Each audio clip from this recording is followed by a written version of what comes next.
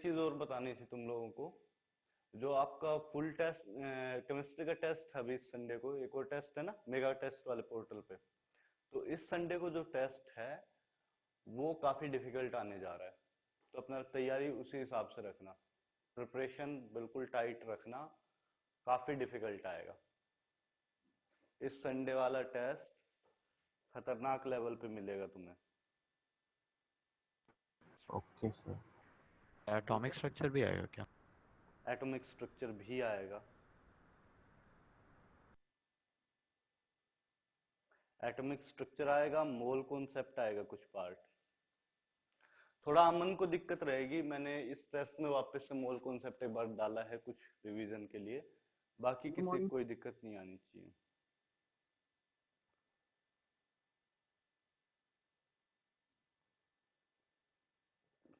लीजिए टेस्ट आपके सामने आ गया होगा। डाउट्स बोलते जाओ एक एक करके जल्दी जल्दी। पहले 3 क्वेश्चन में किसी कोई डाउट है? फर्स्ट 3 क्वेश्चंस में नहीं, कोई डाउट नहीं, बहुत बढ़िया आद्या।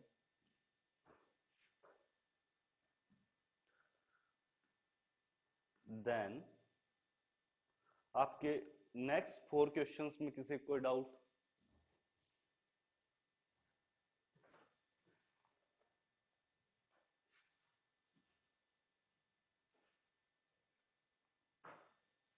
इन 4 क्वेश्चंस में किसी कोई डाउट है क्या?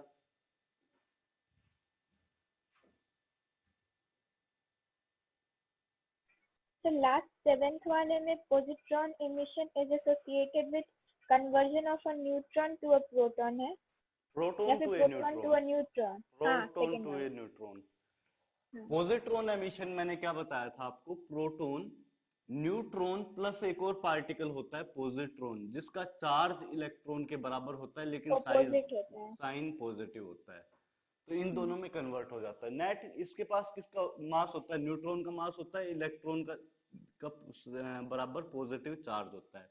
तो पॉजिटिव चार्ज वाला पार्टिकल अलग चला गया, न्यूट्रॉन अलग चला गया। प्रोटॉन के पास इलेक्ट्रॉन जितना मास होता है विद पॉजिटिव चार्ज, और न्यूट्रॉन के बराबर, सॉरी, इलेक्ट्रॉन बराबर चार्ज और न्यूट्रॉन के बराबर मास। तो न्यूट्रॉन अलग चला गया है और पॉजिट्रॉन अलग चला गया है। इस तरह से ये होगा, ठीक है? मतलब मास इलेक्ट्रॉन के इक्वल है ना? मास इलेक्ट्रॉन के इक्वल है। हाँ, मास इलेक्ट्रॉन के इक्वल नहीं, मास तो प्रोटॉन के इक्वल है। इलेक्ट्रॉन का मास तो हम लोग नेग्लिजिबल मानते हैं आद्या। वो पोजिट्रॉन का बोल रहे हैं। पॉजिट्रॉन का मास, पॉजिट्रॉन में मास का क्राइटेरिया मैंने देखा नहीं, बट हम लोग सिर्फ चार्ज की बात करते हैं, हालांकि शायद सेम ही तो फिर होगा। उसको डायरेक्ट प्रोटॉन क्यों नहीं बोलते हैं लोग? प्रोटॉन कैसे होगा आद्या? इसका जो चार्ज है वो इलेक्ट्रॉन के बराबर है, मास नेग्लिजिबल है, just like electron. Charge electron के बराबर, मास नेग्लिजिबल है, जस्ट लाइक इलेक्ट्रॉन। अब एग्जैक्टली इलेक्ट्रॉन के बराबर है या नहीं, ये मैं चीज मैंने देखा नहीं पॉजिट्रॉन में कभी, क्योंकि मास हम लोग डिस्कस नहीं करते हैं। बट नेग्लिजिबल मास होता है, मास बिल्कुल जीरो की तरफ जाता है, मतलब इसके कंपैरिजन में बहुत ज्यादा कम मास होता है, ठीक है? चलिए नेक्स्ट पार्ट पे आए। इन 4 क्वेश्चंस में से किसी और कोई डाउट? आशय,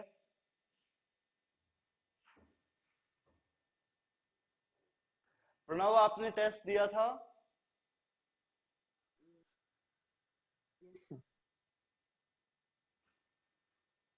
कोई रिस्पॉन्स नहीं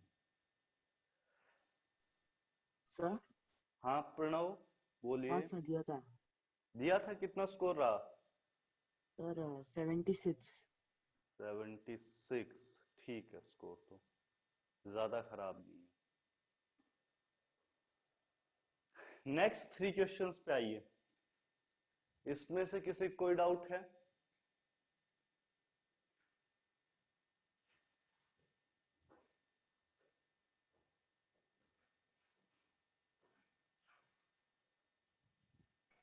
नाइन्थ वाले में। 9th वाले में डाउट है? मतलब वो CR से इस सारे एलिमेंट्स में किस में कन्वर्ट होगा, वो कैसे पता चल रहा है? देखिए आइसोटोप ऑफ क्रोमियम, मैंने आपको इस पेपर की इंस्ट्रक्शन में लिखा हुआ था कि आपको पीरियोडिक टेबल यूज करनी है, लिखा था इंस्ट्रक्शंस में। किसी ने इंस्ट्रक्शंस पढ़ी थी, नहीं पढ़ी थी? ये पेपर जब आप नहीं स्टार्ट पढ़ी। किए होगे तो शुरुआत में कुछ इंस्ट्रक्शंस लिखी हुई थी, और उसमें एक चीज लिखी हुई थी कि आपको पीरियोडिक टेबल यूज करनी है। या तो आप अपनी बुक से यूज कर सकते हैं या फिर आप डाउनलोड कर सकते हैं, लिखा हुआ था। तो आपके पास अगर क्रोमियम गिवन है तो क्रोमियम का इसने मास तो दे दिया 53, एटॉमिक नंबर कितना होगा क्रोमियम का? आद्या बोलो। 53 का हाफ, 52 का हाफ। 53 का हाफ नहीं होता है आद्या, बार बार बोला है मास नंबर हाफ नहीं होता है। मैं आपको बोल रहा हूं बार बार कि मास नंबर हाफ नहीं होता है, मेमोराइज मत करो। अगर आप ऐसे करने लगे ना तो आगे वाला किसी एलिमेंट के लिए ये चीज वैलिड नहीं रहेगा। हाफ नहीं आता है, गलत कर रहे हो आप। हाफ तब याद आता था। है जब बहुत स्मॉल साइज होता। कभी भी जो एटॉमिक नंबर होता है वो मास नंबर का हाफ नहीं होता है, सिर्फ स्टार्टिंग के कुछ एलिमेंट्स को छोड़ के। स्टार्टिंग में कुछ एलिमेंट्स के लिए फॉलो करता है, कार्बन के लिए, ऑक्सीजन के लिए, नाइट्रोजन के लिए, कुछ ही एलिमेंट्स के लिए फॉलो करता है। अदरवाइज ये रिलेशनशिप वैलिड नहीं है। मास नंबर ज्यादा होता है एटॉमिक नंबर के डबल से। तो ये आद्या रटो मत, गलत कर रहे हो, बार बार बोल रहा हूँ, ये हाफ मत करना। क्रोमियम का एटॉमिक नंबर मैंने याद करने को कहा था, आपको याद होगा कि मैंने स्टार्टिंग की कुछ क्लासेस में आपको बोला था कि आप 30 तक एटॉमिक नंबर कम से कम आपको पता होना चाहिए। पीरियोडिक टेबल बेसिकली याद करने को कहा था, याद है? पीरियोडिक टेबल याद करवाया शायद आद्या, हाँ, आप बोले थे याद करने। किया था? नहीं। गलत बात है आद्या, बहुत ही गलत बात है। एनसीईआरटी कितने लोगों का रेगुलर चल रहा है? हम रीड करते हैं, आप जो जो चैप्टर पढ़ाते हो टॉपिक। वही वही रीड करते हो डेली का? 3 पेजेस के अकॉर्डिंग नहीं चल रहे हो? नहीं। यहाँ भी गड़बड़ है। चलो कोई बात नहीं। देखो, मेरा कुछ लॉस नहीं होगा ऐसा करने से, लेकिन अगर आप रेगुलरली चीजें नहीं करोगे जो जो मैं कह रहा हूं, तो आपका रिजल्ट खराब हो जाएगा फालतू में, बिना कुछ किए। फॉलो करोगे बहुत फायदे में रहोगे, नहीं फॉलो करोगे आपका नुकसान होगा। मेरा कुछ नहीं बिगाड़ पाओगे, आप अपने पेरेंट का नुकसान करोगे, शायद बहुत बड़ा नुकसान करोगे। वो लोग बहुत उम्मीद लगा के बैठे हुए हैं कि मेरा बच्चा डॉक्टर बनेगा, मेरा बच्चा आईआईटीएन बनेगा, लेकिन आप सारी उम्मीदें ध्वस्त कर दोगे अगर ऐसा ही चलता रहा तो बहुत सिंसियर हो जाओ। मैंने एटॉमिक स्ट्रक्चर के आपको 2 असाइनमेंट दिए थे? किसी ने किया है? हाँ। सोल्व किया था? कौन सा असाइनमेंट सोल्व किया था? दोनों किए थे? कुछ किया था? कौन सा वो किया था? 1 to 35 वाला जो आप बोले थे। वो किया था, सिर्फ बोला था वही किया था। उसके अलावा जो फिटजी का मटेरियल दिया, एलन का शीट दिया, उन पे ट्राई नहीं किया। बस यहीं पे दिक्कत है, सिर्फ बोला गया उतना ट्राई मत सर करो। कब दिए थे? मैंने ग्रुप पे भेजा हुआ है मन।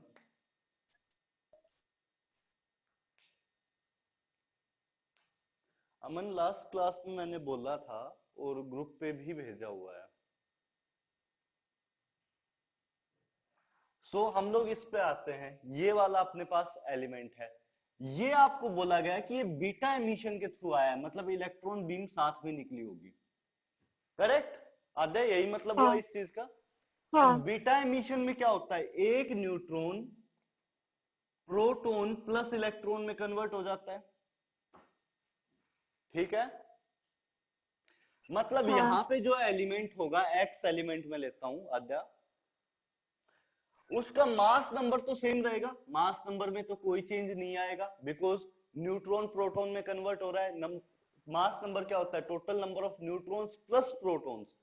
तो अगर न्यूट्रॉन प्रोटॉन में कन्वर्ट भी हो गया तो भी आपके पास मास नंबर में कोई चेंज नहीं आना चाहिए, ठीक है? इतनी बात आई? हाँ। एटॉमिक नंबर में कितना चेंज आएगा? Atomic number is equal to number of protons. मतलब इस तरफ एक प्रोटॉन एक्स्ट्रा होना चाहिए था, इस तरफ एक प्रोटॉन कम होगा, ऐसा कुछ हाँ 23। है ना? तो ये कितना हो जाएगा? 23 की तरफ चला जाएगा। अब आ जाओ अपने वापस से शेयर स्क्रीन। देखिए अब आपको 23 वाला कौन सा दिख रहा है? अब आपको ये नहीं पता किस एलिमेंट का क्या एटॉमिक नंबर है ना आद्या? हाँ और याद करने को कहा था, गलत कर गए। चलो कोई बात नहीं, पीरियोडिक टेबल अगर आपके पास होती तो वेनेडियम का जो एटॉमिक नंबर होता है वो 23 होता है, ठीक है? हाँ ठीक है। तो 23 नीचे, ऊपर की तरफ 53। आंसर कौन सा हो जाएगा? डी वाला। 118। चलिए आगे बोलिए। 10 11 में किसी कोई डाउट है? 10 और 11 में किसी को कोई डाउट है? नहीं है, बहुत नहीं। बढ़िया। 12 13 14 12 13 14 में किसी को कोई डाउट है? आशय 13। 13 में, अच्छी बात है, लाइए एक बार ये क्वेश्चन सब लोग रीड आउट कर लो, फिर मैं बोलता हूं, या मैं ही रीड आउट कर देता हूं। प्लूटोनियम 238 इज अल्फा एमिटर, मतलब इसमें से क्या हो रहा है? अल्फा एमिशन हो रहा है। And compact heat source, heat source है क्योंकि कुछ ना कुछ एनर्जी मिल रहा होगा, ठीक है कोई बात नहीं। Coupled with PBTE thermo electric device, मुझे कोई मतलब नहीं इस बात से। It was once used as a very reliable electrical energy source for cardiac pacemakers। मतलब पहले क्या होता था कि आप जो पेसमेकर आते थे हार्ट में लगाने के लिए, उनको बैटरी लगाने की बजाय प्लूटोनियम डाल देते थे थोड़ा सा, ताकि लॉन्ग टर्म में एनर्जी कंटिन्यूअसली मिलता रहे। बैटरी तो कुछ टाइम में खराब हो जाएगी, 3 4 साल 10 साल में बदलना पड़ेगा, तो उसको थोड़ा लंबा चलाने के लिए हम लोग क्या करते थे? प्लूटोनियम डाल देते थे। तो आपसे पूछा गया what is the product of radio active decay of 238 plutonium that gives alpha particle.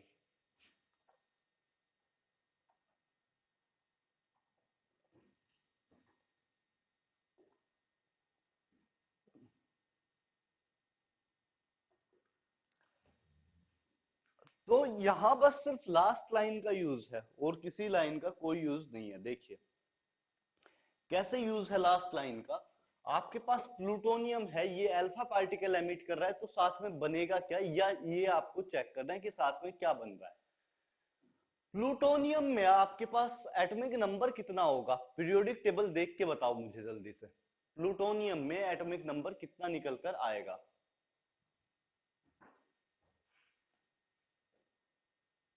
Plutonium के अंदर एटॉमिक नंबर कितना निकल के आएगा, कौन बताएगा? 94। 94 है। तो आपके पास 238 94 प्लूटोनियम है। अल्फा पार्टिकल का मतलब क्या है? हीलियम 24। तो ये इससे सेपरेट हो जाएगा, बच क्या जाएगा? हम लोग बना देते हैं, कोई एलिमेंट एक्स है, उसमें कितना बच जाएगा? 92 बच जाएगा, क्योंकि एटॉमिक नंबर में कितने का? 2 का चेंज आया है, और मास नंबर में 4 का चेंज है, तो 234। ओके, इतनी बात आई समझ में? जो एलिमेंट एक्स होगा उसका मास नंबर होगा 234, और एटॉमिक नंबर कितना है? 94, सॉरी 92। इतनी बात आई क्या समझ?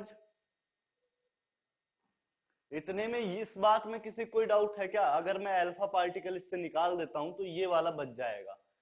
अब आप वापस से पीरियोडिक टेबल में देखो कि 92 एटॉमिक नंबर वाला एलिमेंट है कौन सा? Yes. यूरेनियम आएगा। तो 92 एटॉमिक एलिमेंट वाला एटॉमिक नंबर वाला एलिमेंट कौन सा है? यूरेनियम। तो आप क्या लिखोगे? यूरेनियम 234। यूरेनियम बेसिकली ये चीज डिफाइन कर दे रहा है कि ये वैल्यू 92 ही होगी। तो यूरेनियम 234 अपना प्रोडक्ट हो जाएगा। आया समझ?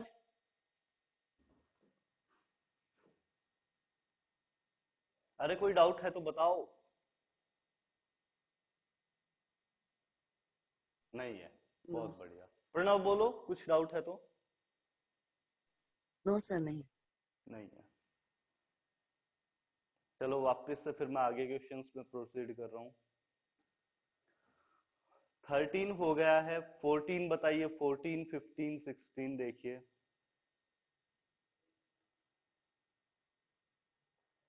14, 15 देखिए एक बार। अरे सॉरी,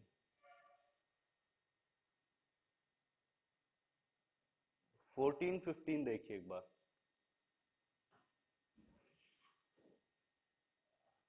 कोई डाउट है 14, 15 में?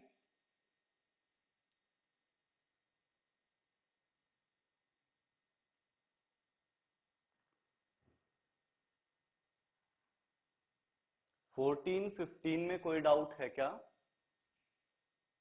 सर 15। 15 में डाउट है? हाँ, ये देखिए। In the initial sequence of thorium-232 decay, an alpha particle is emitted followed by a beta particle. What is the product of these two decay steps? चलिए देखते हैं।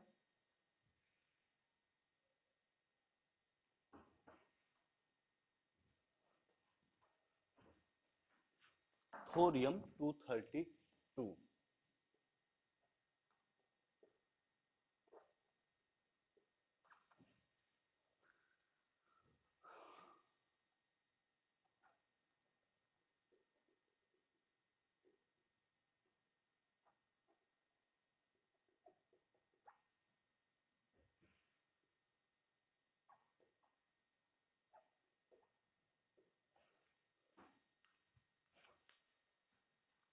हाँ मन, एक बार मैं स्क्रीन शेयर हटा रहा हूं, देखो एक बार।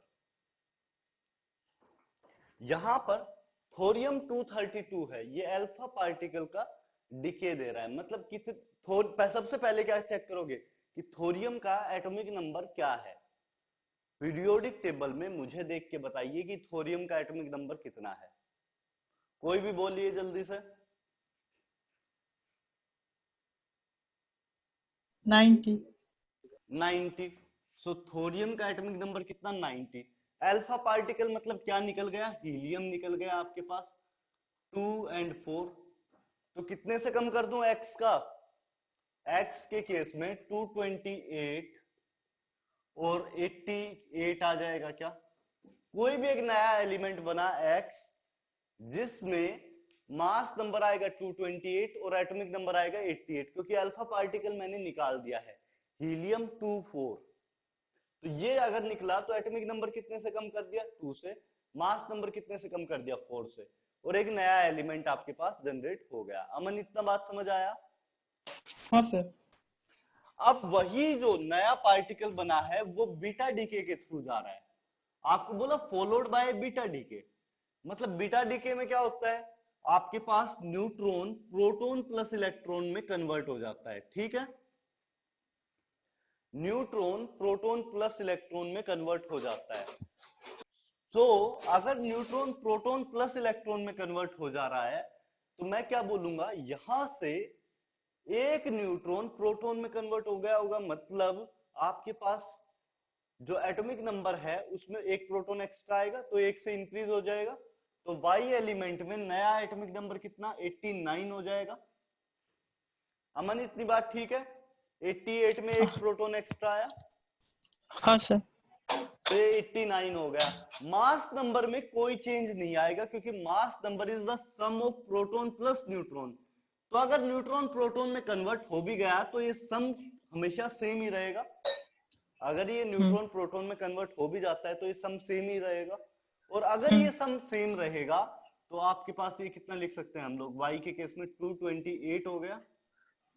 अब आप अपनी कॉपी में देख लो कि 89 एटॉमिक नंबर वाला एलिमेंट है कौन, अपनी पीरियोडिक टेबल में चेक कर लो कि 89 एटॉमिक नंबर वाला एलिमेंट कौन सा है।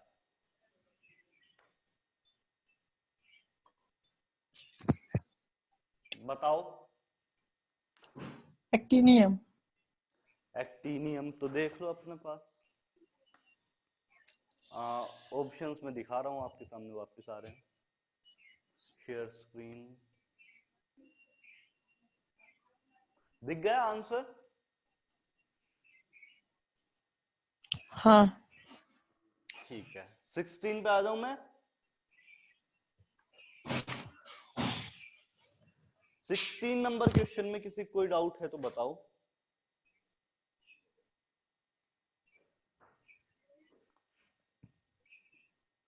सिक्सटीन वाले में किसी कोई डाउट है?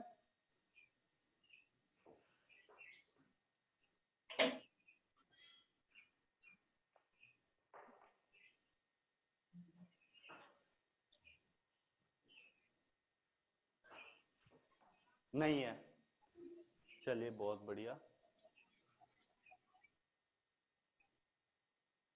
17, 18, 19 कोई डाउट हो तो बताओ।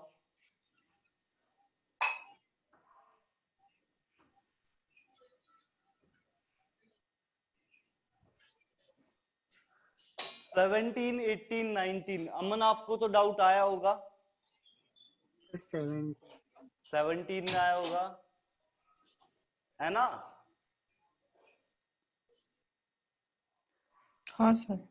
हाँ, तो 17 में अभी अभी जो क्वेश्चन किया है उसी वे में होगा। एक बार इसको मैं वापस से करा देता हूं। देखिए, आपके पास 216 प्लूटोनियम है, ये alpha plus 2 beta particle emit करता है। तो देखिए मैं बोर्ड दिखा रहा हूं आपको वापस से। अल्फा प्लस 2 बीटा पार्टिकल्स, मतलब मैं इनिशियली क्या लूं? प्लूटोनियम लूं। प्लूटोनियम का एटॉमिक नंबर कितना होता है, बोलो जल्दी से। प्लूटोनियम का एटॉमिक नंबर 94. 94. 94। सिंबल यही था, एक मिनट दे रहा हूं मुझे।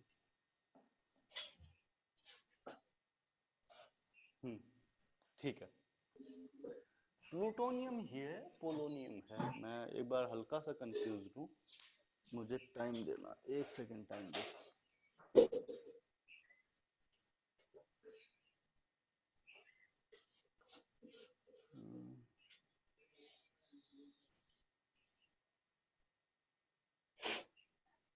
एक सेकंड टाइम देना, मैं बस एक छोटी सी चीज में कंफ्यूज हूँ, लेकिन अरे रुको रुको रुको रुको, कहाँ सा मेरे खुल गया।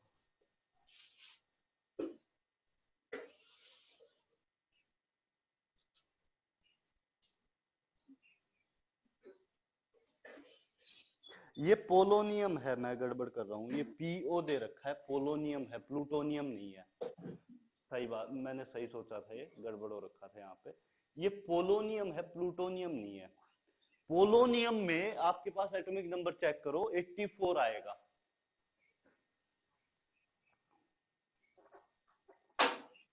पोलोनियम एटॉमिक नंबर 84 जाना चाहिए, हाँ सर। है ना? प्लूटोनियम तो हाँ। पीयू होता। तो ये पोलोनियम है, 84 से शुरू करेंगे हम लोग। एक अल्फा एमिट करता हूं, मतलब हीलियम 2+ निकल जाएगा। नया जो एलिमेंट एक एक्स बनेगा उसमें क्या होगा? मास नंबर कितना, 4 से कम कर दूंगा 212, और एटॉमिक नंबर 2 से कम कर दूंगा 82। देखिए सही। ठीक है क्या? हाँ सर, ये बन भी जाएगा। अब समझ गए। समझ गए? तो एक्स हाँ सर। 212 वापिस से 2 बीटा एमिट करेगा तो क्या होगा? आपके पास फर्स्ट बीटा के टाइम कोई वाई एलिमेंट बनेगा, वाई एलिमेंट हाँ प्लस साथ में इलेक्ट्रॉन बीम निकलेगी। इस बार एटॉमिक नंबर कितने से 83 पे चला जाएगा, ये 212 ही रहेगा। ये बात समझ आई अमन? क्या किया? हाँ सर। किसी और को कोई डाउट है? आशय, दो बीटा रेस एमिट कर रहा है ना वो। पहला पहला सिर्फ एक ही बीटा निकाला है अब तक, दूसरा फिर करेंगे। अच्छा हाँ। 3 स्टेप में कर रहा हूँ। आशय, इस स्टेप में कोई डाउट है आपको?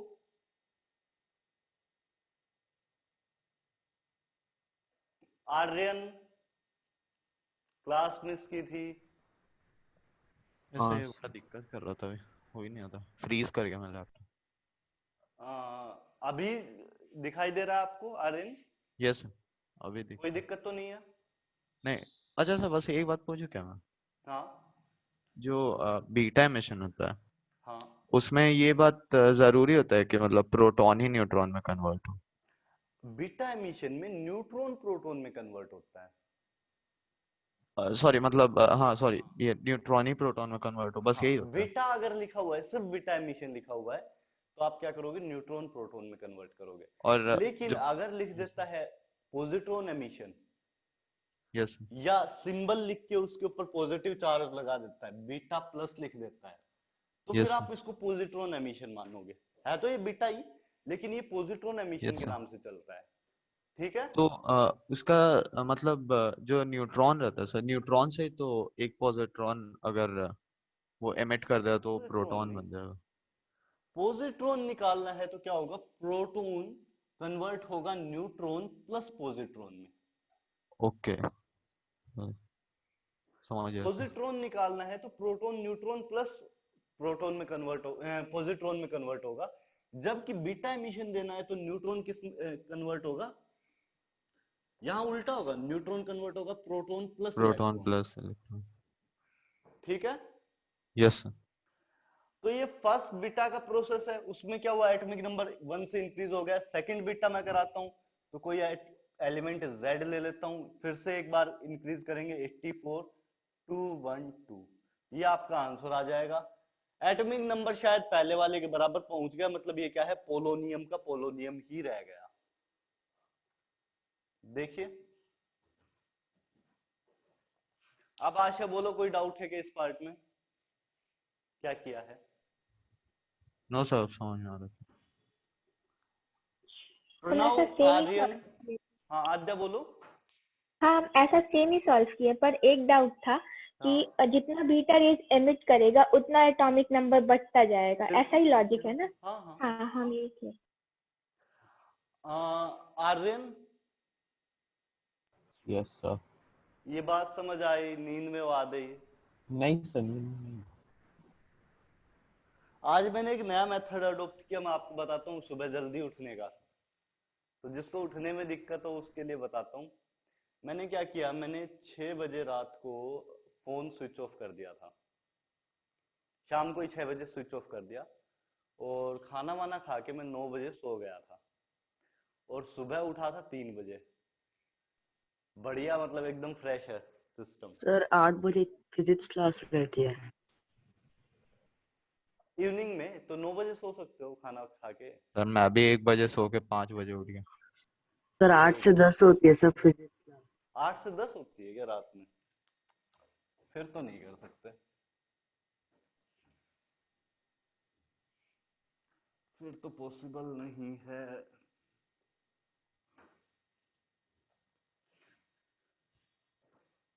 आशय पता है, 5 घंटे कम से कम रखो इन बिटवीन।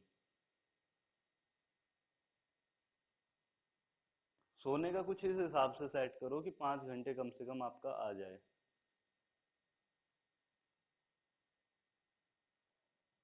कहाँ पर गया?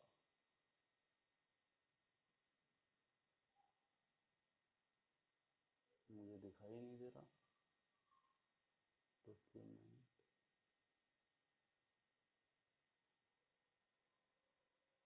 दोबारा से लगाता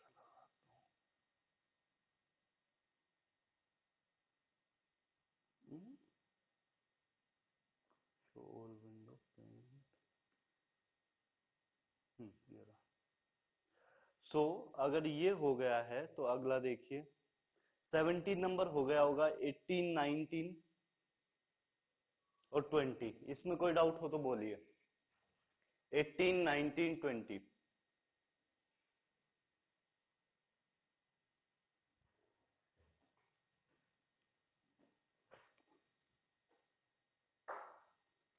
कोई डाउट नहीं? बहुत बढ़िया, एक्सपर्ट हो गए तुम लोग तो।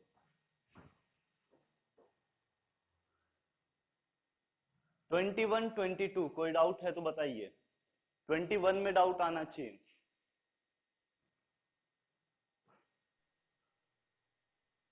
21 में किसी को कोई डाउट? 22 में किसी को कोई डाउट?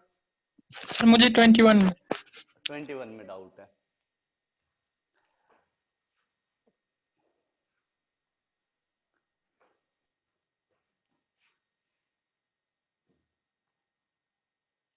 यूरेनियम 238 और 92 goes into lead Pb82 206। आपसे पूछा गया कि कितने अल्फा एमिट होंगे, कितने बीटा एमिट होंगे। देखिए अमन यहां पे आइए, सबसे पहले चेक करोगे मास नंबर में कितने का डिक्रीज आया है। मास नंबर कितने से डिक्रीज किया है ये चेक करना है सबसे पहले। तो वो कैसे चेक करेंगे आप? मास नंबर में कितने का डिफरेंस आया है यहां पे दिखाई दे रहा होगा। आप 238 माइनस 206 कर दो तो मास नंबर का चेंज पता चल जाएगा आपको। अमन मास नंबर में कितने का चेंज आया है आपका? 32 का। 32 का। और आपको पता है सिर्फ अल्फा एमिशन के अंदर, क्योंकि आपको बोला गया सिर्फ अल्फा और बीटा हो रहा है, तो अल्फा एमिशन के अंदर ही मास नंबर डिक्रीज होगा, बीटा एमिशन के अंदर मास नंबर डिक्रीज नहीं होगा। ठीक बात है मन? हाँ सर। तो अल्फा एमिशन के अंदर अगर मास नंबर डिक्रीज हो रहा है तो कितने अल्फा पार्टिकल निकलने चाहिए 32 बनाने के लिए? Total Four. मास डिक्रीज हो रहा है 32 से। एक अल्फा एमिशन हो तो 4 से डिक्रीज होता है, तो टोटल कितने अल्फा पार्टिकल निकलने चाहिए अमन?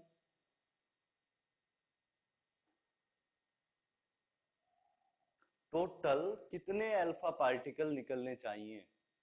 8। 8 बिल्कुल परफेक्ट है। 32 डिवाइड बाय 4 कर देंगे 8 आ जाएगा अपना। तो 8 अल्फा पार्टिकल हो गए।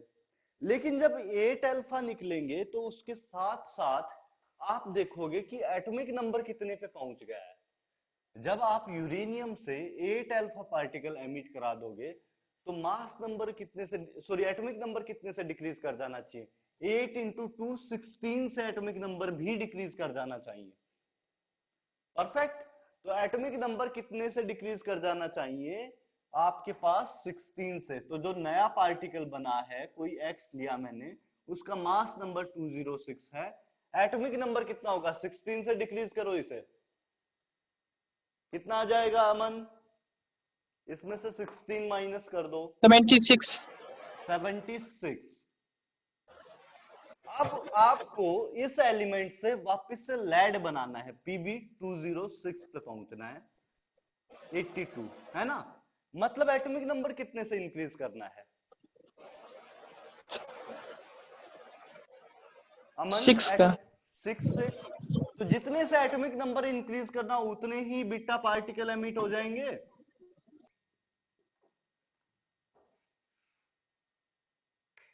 अमन आया या नहीं?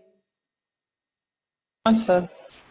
तो ये 6 बीटा हो जाएगा, 8 अल्फा हो जाएगा, और यही आपका आंसर होता।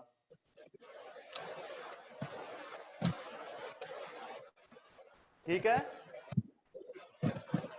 हाँ किसी कोई डाउट इस बात में? परम, प्रणव,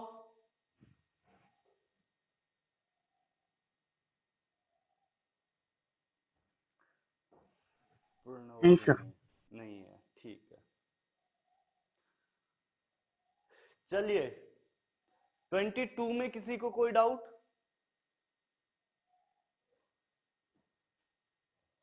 22 में डाउट आया होगा 100%।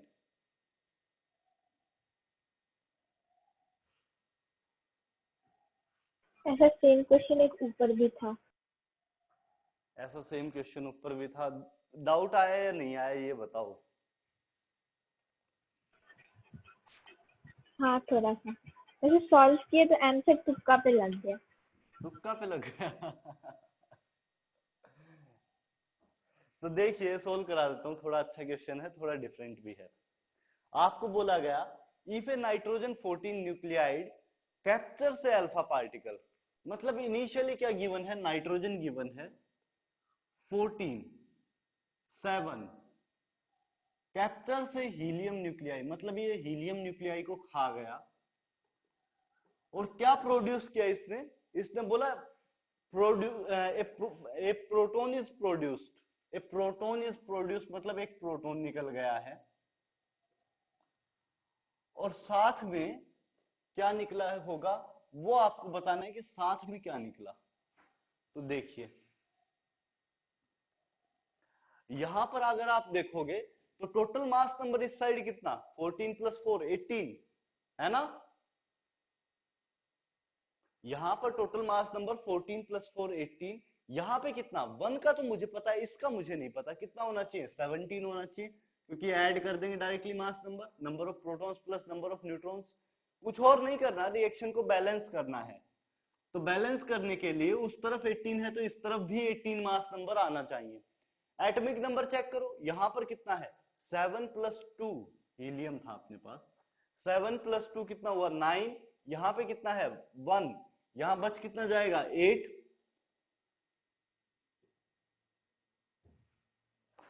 क्या आ जाएगा अपने पास, ऑक्सीजन आ जाएगा, क्योंकि 8 एटॉमिक नंबर किसका है, ऑक्सीजन का है, ऑक्सीजन 17 आंसर हो जाएगा। इसमें किसी कोई डाउट है क्या, ऑक्सीजन 17 कैसे आया, जस्ट बैलेंस किया है सिंपली एटॉमिक नंबर और मास नंबर को। हम भी बैलेंस करके ही बनाए, पर हमको लगा और भी कुछ होगा। नहीं बस इतना ही था अद्या। आशय, अमन, आर्यन, आयुष। सर हाँ अमन बोलो। सर एक्चुअल में तो ऑक्सीजन का मास नंबर सर 16 होता है ना। नहीं, ऑक्सीजन के आइसोटोप हो सकते हैं ना, एटॉमिक नंबर हाँ फिक्स होगा, मास नंबर फिक्स नहीं कर सकते, मास नंबर तो कुछ भी आ सकता है, आइसोटोप पॉसिबल है ना। फिर ऑक्सीजन के भी आइसोटोप होते हैं। हाँ होता है, 17 होता है, 18 होता है, होते हैं आशय, ऑक्सीजन का भी होता है, फ्लोरीन का भी होता है, नाइट्रोजन का भी होता है, कार्बन का भी होता है, सबके आइसोटोप्स हैं, ठीक है। ओके। वापस से आते हैं। हाँ जी, अगर ये क्वेश्चन अगर आपका हो गया हो 22 नंबर, तो अब 23, 24, 25 देखो, 23, 24, 25, और कोई डाउट है तो बोलो।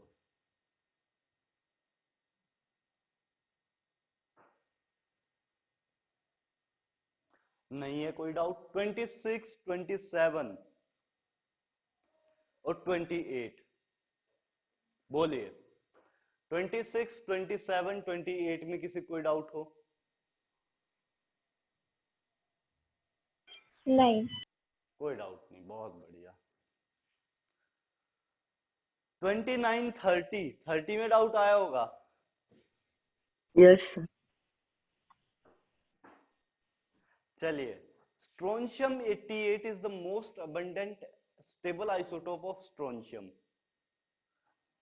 Strontium 19 is the particularly hazardous radioactive isotope because as an alkali earth metal it will substitute for calcium in bones and teeth. Okay, predict the decay pathway for strontium 90, मतलब strontium 90 कौन से pathway से जाएगा ये check करना है आपको। Simple सी बात इतना है कि किस पाथवे से स्ट्रोंशियम 90 जाएगा। स्ट्रोंशियम का सबसे पहले एटॉमिक नंबर चेक करोगे, कितना एटॉमिक नंबर आता है स्ट्रोंशियम का,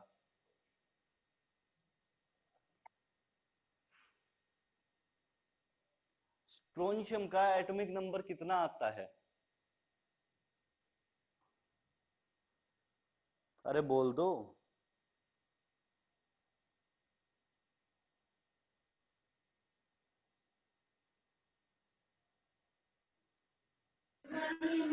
थर्टी 38। तो सबसे पहली चीज क्या करेंगे, आपको इससे एक स्टेबल आइसोटोप बनाना है। क्या कर सकते हैं, N/P रेशियो देख सकते हैं क्या, N/P रेशियो सबसे पहले देख सकते हैं क्या,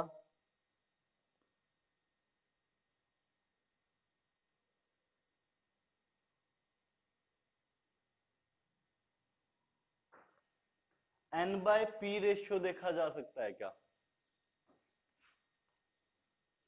किसी कोई डाउट आया है?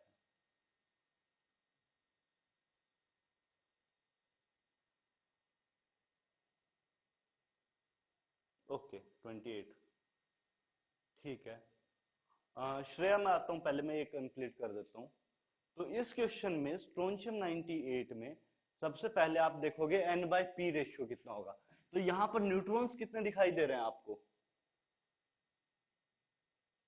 अमन, यहां पर न्यूट्रॉन्स कितने दिखाई दे रहे हैं? 90 माइनस 38 है ना? कितना न्यूट्रॉन निकल के आएगा? 52 2। और प्रोटॉन्स कितने दिखाई दे रहे हैं? 38। रेशियो कितना रहेगा मन? रेशियो निकाल दीजिए। 26 डिवाइड बाय 17 199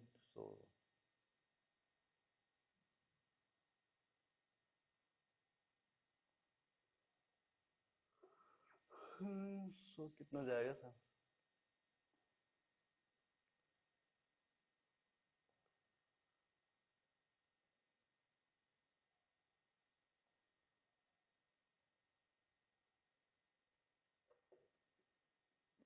वन 1.5 समथिंग जा रहा है क्या? एक मिनट देना। 90 डिवाइड बाय 70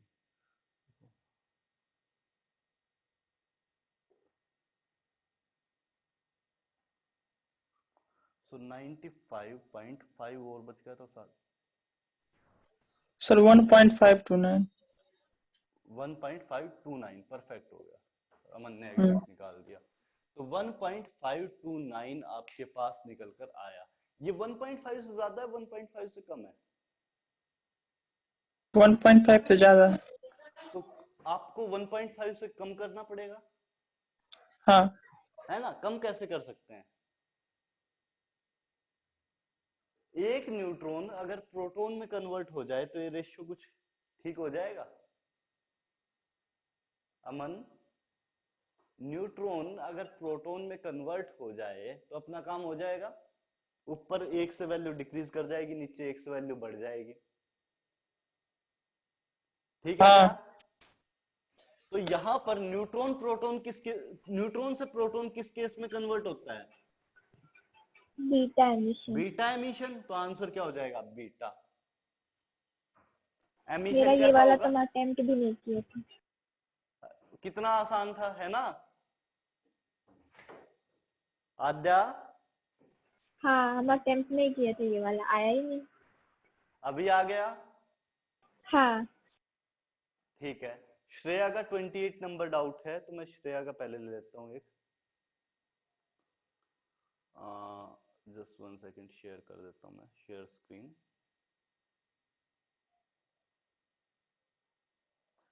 ट्वेंटी 28 नंबर, इसमें श्रेया का बड़ा स्पेसिफिक सा डाउट आया था। क्या डाउट था?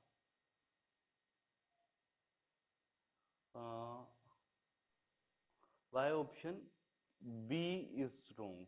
ओके, देखते हैं। Which of the following statement is not correct? Oxygen 15 is unstable because it has few neutrons.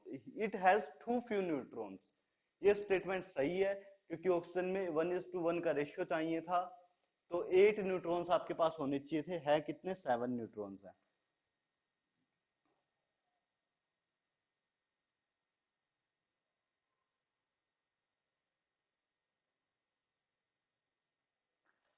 तो ये स्टेटमेंट ठीक है। फिर सेकंड बी ऑप्शन देखो, nucleons are held together in nuclide by electromagnetic forces. नहीं श्रेया, ये ऑप्शन बिल्कुल गलत है। ये ऑप्शन बिल्कुल गलत किस लिए है? क्योंकि इलेक्ट्रोमैग्नेटिक फोर्सेस के थ्रू तो सिर्फ प्रोटॉन प्रोटॉन में रिपल्शन लगता है। इलेक्ट्रोमैग्नेटिक फोर्सेस कहां पे एग्जिस्ट करते हैं? दो चार्जेस के बीच में, चाहे सेम चार्ज हो चाहे अपोजिट चार्ज हो, लेकिन न्यूक्लियस में सिर्फ सेम चार्ज एग्जिस्ट करते हैं, सिर्फ रिपल्शन लगाता है। तो यहां पर न्यूक्लियस को बांध के नहीं रखता है, न्यूक्लियस को होल्ड करने के लिए आप इलेक्ट्रोमैग्नेटिक फोर्स नहीं बोल सकते। इलेक्ट्रोमैग्नेटिक फोर्स किस केस में यूज होगा? रिपेल करने के लिए, मतलब न्यूक्लियस की अनस्टेबिलिटी बढ़ाता है इलेक्ट्रोमैग्नेटिक फोर्स, स्टेबिलिटी नहीं बढ़ाता है। स्टेबिलिटी कौन बढ़ाता है? न्यूक्लियर फोर्सेस खाली। श्रेया, बात समझ आई? सर डी भी तो गलत है। डी भी तो गलत है, देख लेते हैं।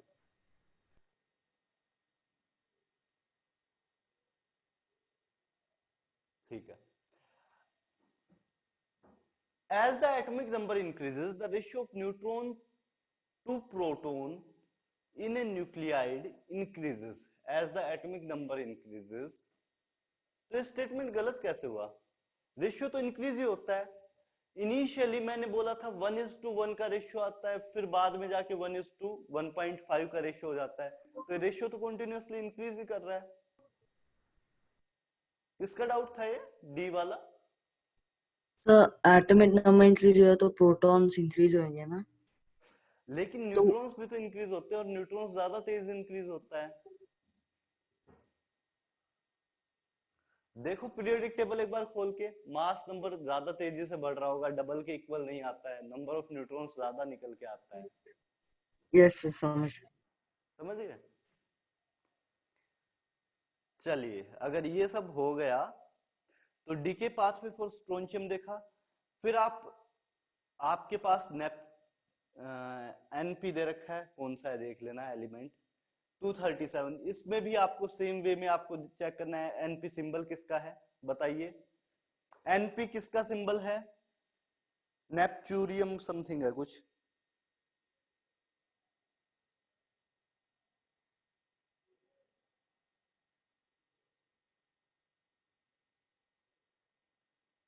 एनपी बोलते हैं नेपटूनियम।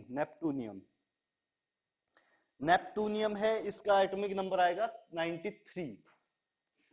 सो नेपटूनियम में एटॉमिक नंबर कितना? 93 है। और मास नंबर कितना मेंशन्ड है इस केस में? आपको पता है 237 मेंशन्ड है। तो आप चेक करोगे न्यूट्रॉन, सबसे पहले तो ये चला गया 82 से अबाव चला गया, जो एटॉमिक नंबर है वो 82 से अबाव है, तो 82 से अबाव में सीधा सीधा न्यूक्लियस अनस्टेबल हो जाता है, मतलब अल्फा एमिशन जाएगा। किसी और चीज को देखने की जरूरत है ही नहीं है, 82 से अबाव जाते ही सीधा अल्फा एमिशन की तरफ चला जाता है।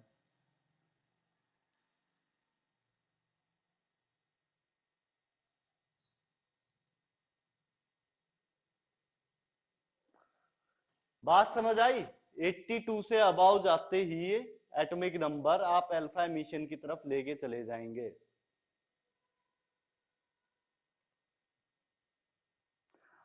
नेक्स्ट देखिए 32 33, किसी कोई डाउट है तो बोलो। 32 33 में किसी कोई डाउट है तो? हाँ, मेरा ये दोनों ही नहीं आया। दोनों ही नहीं आया, देखते हैं। एक बार इसमें n/p रेशियो चेक करो 32 वाले में आद्या। अच्छा, अगर वो 1.5 से ज्यादा हुआ तो फिर वैसे ही सेम करेंगे हाँ, जैसे अभी किए थे। ठीक है, 1.5 से कम हुआ तो क्या कर दो? Positron emission. पॉजिट्रॉन है हाँ इस केस में, हाँ। 1.5 से कम हुआ तो पॉजिट्रॉन एमिशन, 1.5 से ज्यादा हुआ तो हम लोग क्या कर देंगे? हाँ बीटा एमिशन। हाँ, ये पिछले क्वेश्चन जैसा ही है, इसलिए ये नहीं माना था। हाँ, ठीक है। 33 देखो, और नीचे वाले 33 में भी सेम है। इसमें बोल रहा है वो डी ऑप्शन, तो फिर कैसे? किस वाले में? 33 वाले में नाइट्रोजन 2s। हाँ आइदर पॉजिट्रॉन एमिशन और इलेक्ट्रॉन कैप्चर। देखो इलेक्ट्रॉन कैप्चर और पॉजिट्रॉन एमिशन दोनों में सेम काम होता है। दोनों में क्या काम होता है? प्रोटॉन न्यूट्रॉन में कन्वर्ट हो जाता है। दोनों प्रोसेसेस मैं आपके सामने दिखाता हूं, आप देखिए। जो श्रेया क्या हुआ सर, गामा कहाँ यूज करेंगे यदि 31 वाला क्वेश्चन हैवी न्यूक्लियाइड नहीं है? देखो श्रेया, इसमें क्या सीन है कि मल्टीपल करेक्ट आप कर सकते हो। गामा तो आएगा ही आएगा हर जगह। कहीं पे भी अगर रेडियो एक्टिव रिएक्शन होती है तो वहां पे गामा एमिशन हमेशा साथ में होता है। लेकिन हम लोग लिखते नहीं है, गामा एमिशन को लिखते वहां पे है। इस क्वेश्चन वैसे मैंने आंसर दोनों दे रखे थे, आपको दोनों एक साथ टिक करना था, मल्टीपल करेक्ट था ये। लेकिन गामा एमिशन हम लोग लिखते यूजुअली जो आपको सामने मिलता है वो गामा एमिशन वहां पे लिखा जाता है जहां बाकी कोई और एमिशन नहीं हो रहा हो। कोई और एमिशन हो रहा हो तो उसको पहले कंसीडर करते हैं, लास्ट में फिर गामा एमिशन कंसीडर करते हैं। ठीक है,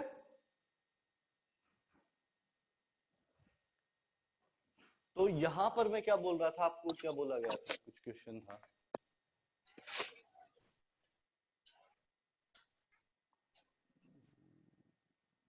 क्या क्वेश्चन था, हाँ, हम लोगों ने देखा नाइट्रोजन 12,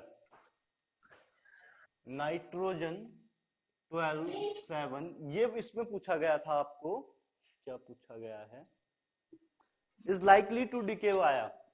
तो इसमें बेसिकली N/P रेशियो जब आप देखोगे तो न्यूट्रॉन्स हैं आपके पास 5 न्यूट्रॉन्स हैं और 7 प्रोटॉन्स हैं, मतलब ये 1 से काफी कम है। करेक्ट, ठीक है आद्या, इतनी बात ठीक है, रेशियो 1 से कम है। हाँ। रेशियो बढ़ाना है मतलब क्या करना पड़ेगा, नंबर ऑफ न्यूट्रॉन्स बढ़ाने हैं। Neutrons should increase, protons should decrease. तो फिर हम लोग पॉजिट्रॉन इमिशन करेंगे पॉजिट्रॉन एमिशन में क्या होता है, प्रोटॉन कन्वर्ट हो जाता है न्यूट्रॉन प्लस न्यूट्रॉन में। पॉजिट्रॉन में, है हाँ। ना। लेकिन हाँ। साथ में एक प्रोसेस और बताया था, इलेक्ट्रॉन कैप्चर। उसमें क्या होता है, प्रोटॉन इनर मोस्ट शेल से एक इलेक्ट्रॉन को कैप्चर कर लेता है, प्रोटॉन इनर मोस्ट शेल से एक प्रोटॉन इलेक्ट्रॉन को कैप्चर कर लेता है और किसमें कन्वर्ट हो जाता है, न्यूट्रॉन में। इसको बोलते हैं इलेक्ट्रॉन कैप्चर। मतलब एक इलेक्ट्रॉन जबरदस्ती अपने पास ले लेता है, अंदर ले लेता है, प्रोटॉन खा जाता है एक इलेक्ट्रॉन को और न्यूट्रॉन में कन्वर्ट हो जाता है। आया बात समझ। हाँ, पर एक एटम में पॉजिट्रॉन अमन, कहाँ अमन एग्जिस्ट माइक ऑफ करता है? करो। हाँ आद्या आप बोलो। एक एटम में पॉजिट्रॉन कहाँ एग्जिस्ट करता है? मतलब हम लोग स्ट्रक्चर में तो देखते पॉजिट्रॉन हैं नहीं। एग्जिस्ट नहीं करता, पॉजिट्रॉन रे ही निकल के आती है, एग्जिस्ट नहीं करता है सच एटम के अंदर, लेकिन सिर्फ रे निकल के आती है। ये नया पार्टिकल सिर्फ रेज में मिला था, इसीलिए इसकी डिस्कवरी इतना लेट हुआ था। अच्छा, तो वो जो कन्वर्ट होता है न्यूट्रॉन प्लस पॉजिट्रॉन में, तो हाँ, इलेक्ट्रॉन वाला तो समझ आता है, फिर जब पॉजिट्रॉन एग्जिस्ट ही नहीं करता तो कैसे हम लोग उसका वो एग्जिस्ट ले रहे हैं? एटम के अंदर नहीं करता ना, जब प्रोसेस में कन्वर्जन होता है तो एक बीम निकल के आएगी। अच्छा। देखो तुम्हारे घर में अगर सलमान खान नहीं रहता तो क्या ये बोलेंगे सलमान खान एग्जिस्ट ही नहीं करता? नहीं। तो अगर एटम के अंदर पॉजिट्रॉन नहीं रहता तो क्या ये बोलेंगे पॉजिट्रॉन एग्जिस्ट नहीं करता? नहीं, पर हम लोग उसको ऐसा ले रहे हैं ना कि proton is equal to neutron plus electron, या फिर वो पॉजिट्रॉन ले रहे हैं, इसलिए हम बोल रहे हैं। हाँ। हाँ। तो प्रोटॉन कन्वर्ट हो रहा है, इक्वल टू नहीं है, ये एरो का साइन है। अच्छा, कन्वर्ट, हाँ हाँ, कन्वर्ट हो रहा है, समझ आ गया। आया, हाँ, आ गया। ये कन्वर्ट होके जा रहा है। ठीक है, तो दोनों प्रोसेसेस में, प्रोटॉन जिसमें न्यूट्रॉन में कन्वर्ट हुआ, दोनों प्रोसेसेस में से कोई भी प्रोसेस हो सकती है आद्या। हाँ, अब समझ आ गया। ठीक है,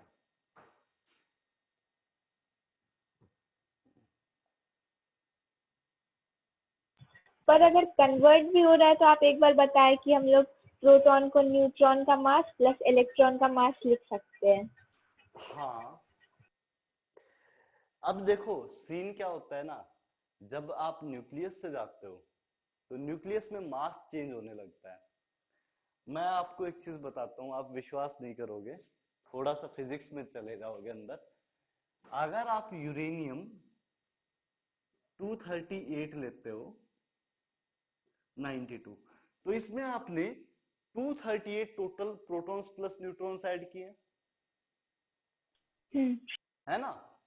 लेकिन अगर आप मास कैलकुलेट करने जाओगे तो ये 238 प्रोटॉन्स प्लस न्यूट्रॉन्स के मास के बराबर नहीं होता, उससे काफी कम होता है।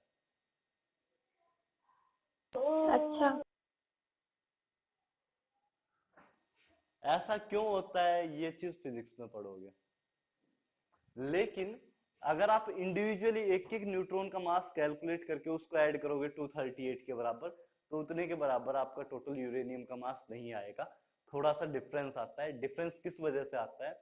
डिफरेंस इस वजह से आता है यहाँ पर, क्योंकि आपके पास अट्रैक्टिव फोर्सेस जहां पे आ जाते हैं, जो न्यूक्लियर फोर्सेस आते हैं, उसकी वजह से मास डिक्रीज कर जाता है, मास एक्चुअली एनर्जी में कन्वर्ट हो जाता है। तो वो एनर्जी यूज होती है इस मॉलिक्यूल को स्टेबलाइज करने के। अगर आप इंडिविजुअल न्यूट्रॉन्स में तोड़ोगे तो ज्यादा अमाउंट ऑफ एनर्जी निकलेगा। सो बेसिकली यहाँ पे होगा क्या कि मास का डायरेक्ट रिलेशन नहीं लिखते, क्योंकि मास आपस में एनर्जी में इंटर कन्वर्ट होता है न्यूक्लियर रिएक्शंस में, और ये कन्वर्जन आप फिजिक्स में पढ़ोगे कैसे कन्वर्ट होता है। E is equal to mc² वाला फॉर्मूला यूज होगा। अच्छा, है मतलब ये वाला जो है कि प्रोटॉन का मास न्यूट्रॉन प्लस इलेक्ट्रॉन होता है, ये एग्जिस्ट नहीं करता? नहीं होता है, प्रोटॉन और न्यूट्रॉन में एग्जिस्ट कर जाएगा, लेकिन कुछ और मास भी तो आ सकता है अपने पास, क्योंकि न्यूक्लियस हाँ। से जहां से टूट के आएगा तो उसके मास में भी कुछ चेंजेस आएंगे, तो वो एक्स्ट्रा मास सप्लाई कर सकता है जो इलेक्ट्रॉन के लिए नेसेसरी है, पॉजिट्रॉन के लिए नेसेसरी है। बहुत माइन्यूट सा मास चाहिए होता है। हाँ आया? हाँ, मतलब रेस का मास, लेकिन रेस का तो हाँ, होता नहीं। रेज का मास, लेकिन रेज में पार्टिकल तो है, और हाँ। पार्टिकल इलेक्ट्रॉन जैसा पार्टिकल है, तो इलेक्ट्रॉन की तरह कुछ मास भी होगा उसका। ये तो इलेक्ट्रॉन बीम भी एक रे ही होती है। लेकिन आप दोनों बात बोल रहे थे कि प्रोटॉन का मास न्यूट्रॉन प्लस इलेक्ट्रॉन का मास होता है, और न्यूट्रॉन का मास प्रोटॉन प्लस इलेक्ट्रॉन का, ये हमको याद है दोनों स्टेटमेंट। तो फिर दोनों स्टेटमेंट ठीक है, गलत कोई स्टेटमेंट नहीं है। क्यों दोनों स्टेटमेंट ठीक है? प्रोटॉन का मास कितना होता है? 1.66 इंटू 10⁻⁻27। -9। न्यूट्रॉन का मास कितना? 1.66 इंटू 10⁻⁻27। इलेक्ट्रॉन का मास कितना? 9.1 इंटू 10⁻31। ऐड करके देख लो, क्योंकि इसका मास इतना ज्यादा कम है कि दोनों साइड किसी भी साइड ऐड कर लो, कोई ज्यादा फर्क पड़ेगा नहीं आपको। हाँ। एक मिनट, थोड़ा स्क्रीन गायब हो रहा है। जो इलेक्ट्रॉन का मास है वो बहुत ज्यादा कम हो गया प्रोटॉन और न्यूट्रॉन कंपैरिजन, 10⁻⁴ कम हो गया। मतलब किसी वैल्यू में 0.0001 ऐड करें तो क्या फर्क पड़ जाएगा उसके? आजा, कोई फर्क नहीं, समझ आ है ना? गया। तो इस वजह से हम लोग ये स्टेटमेंट पास कर सकते हैं, हालांकि न्यूक्लियर रिएक्शंस में मास में चेंजेस आते हैं।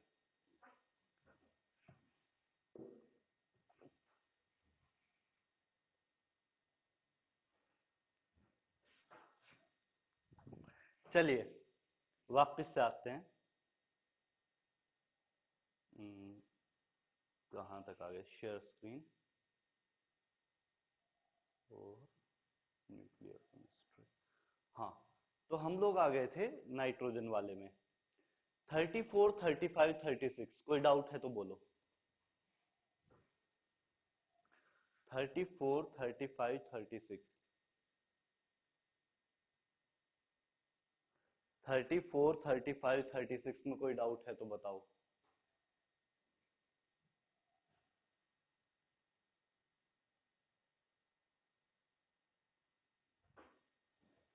कोई डाउट नहीं?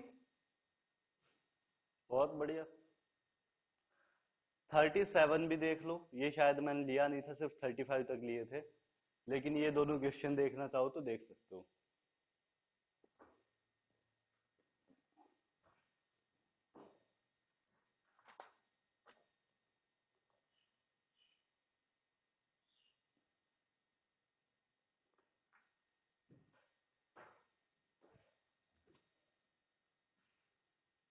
चलिए,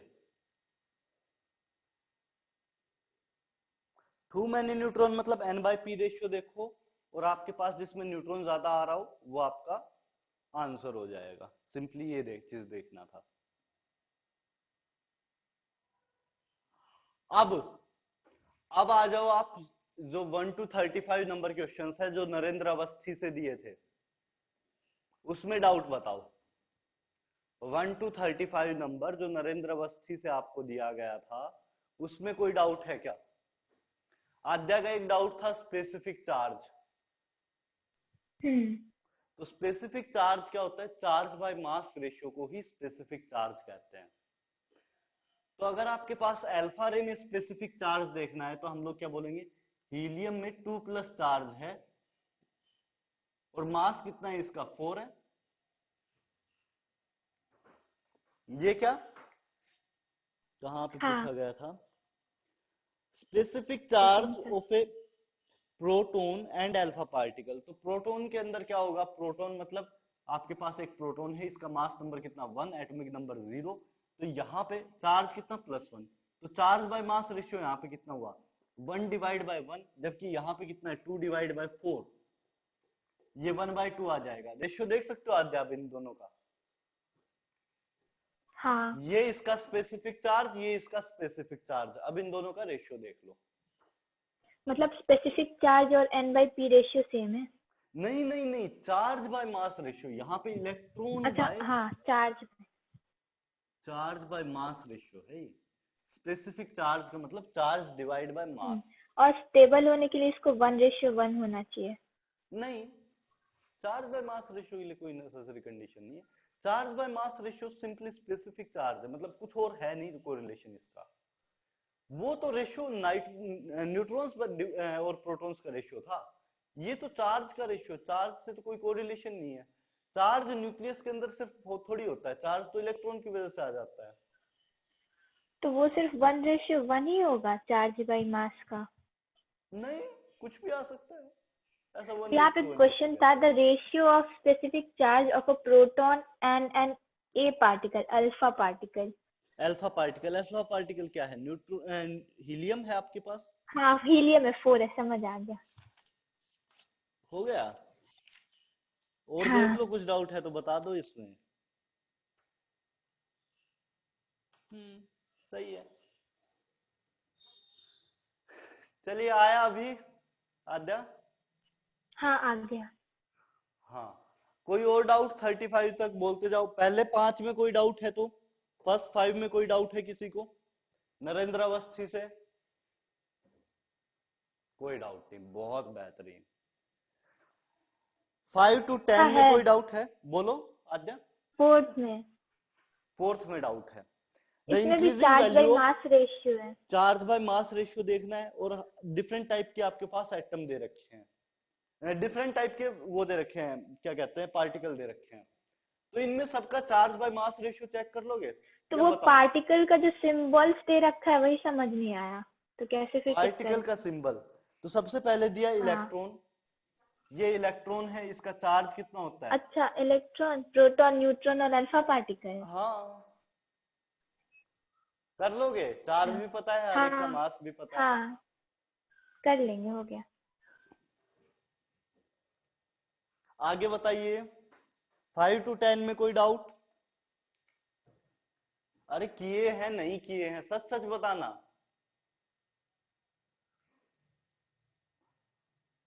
अमन, अटेम्प्ट किए थे? अमन, आशय,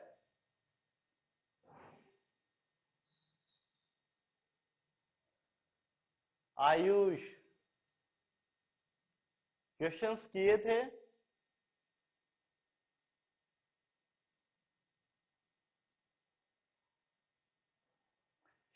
आयुष ने किए हैं।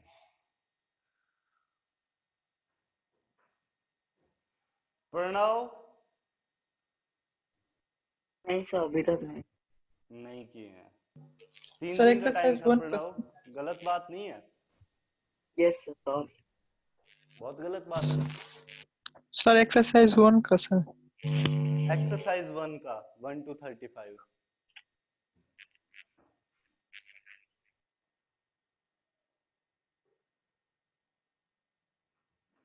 बहुत गलत बात है। चलो कोई बात नहीं, फिर नेक्स्ट क्लास में डिस्कस करते हैं। मैं आगे पढ़ाना स्टार्ट करता हूँ। मैं आगे पढ़ाना स्टार्ट कर रहा हूँ। क्योंकि आप लोगों ने किया ही नहीं है तो मैं क्या कर सकता हूँ, मेरे हाथ में कुछ नहीं है अगर नहीं करोगे तो। इतना रिक्वेस्ट करके मैंने कहा था, सर मैंने पता नहीं किया था मुझसे कोई दुश्मनी निकाल रहे सर। हो। हाँ अमन किया था, कितना क्वेश्चंस किया था? हाँ सर। सर 14 नहीं बना। 14 नहीं बना, चलो डाउट बता देंगे। An electron in an atom jumps in such a way that its kinetic energy changes from x to x by 4. The change in potential energy will be। आपको ऑर्बिटल वैल्यू किससे पता, ऑर्बिट वैल्यू किससे पता चल रही थी? N value से। तो आपको बोला गया कि इलेक्ट्रॉन एक ऑर्बिट से दूसरे ऑर्बिट में जंप कर गया इन सच ए वे दैट पहले ऑर्बिट की जो काइनेटिक एनर्जी थी वो x थी, दूसरे ऑर्बिट की काइनेटिक एनर्जी x by 4 थी। तो पहले ऑर्बिट में पोटेंशियल एनर्जी क्या होगी? Twice of kinetic energy, 2x हो जाएगा। और यहां पर भी ट्वाइस ऑफ काइनेटिक एनर्जी मतलब 2x by 4 हो जाएगा। देखो अमन ये चीज बताई थी, kinetic potential energy is should be twice of kinetic energy. हाँ सर ये पता है सर, दूसरा मैं बोल रहा सर। 14 आप नंबर तो मुझ यही है। सर आप मुझको दूसरे भेजे थे ना, एक दूसरा भेजे थे ना। ओके, जो आपको एलन वाला भेजा था वो किया है क्या? हाँ सर लास्ट वाला। ओके अमन, उसको थोड़ा लेट डिस्कस करेंगे, पहले 35 मैंने बोले थे क्लासरूम में करने को। हाँ सर ये मैंने किया था, ये तो आप बताए थे क्लास में, तो ये तो पता है। ये 35 कर लिए थे?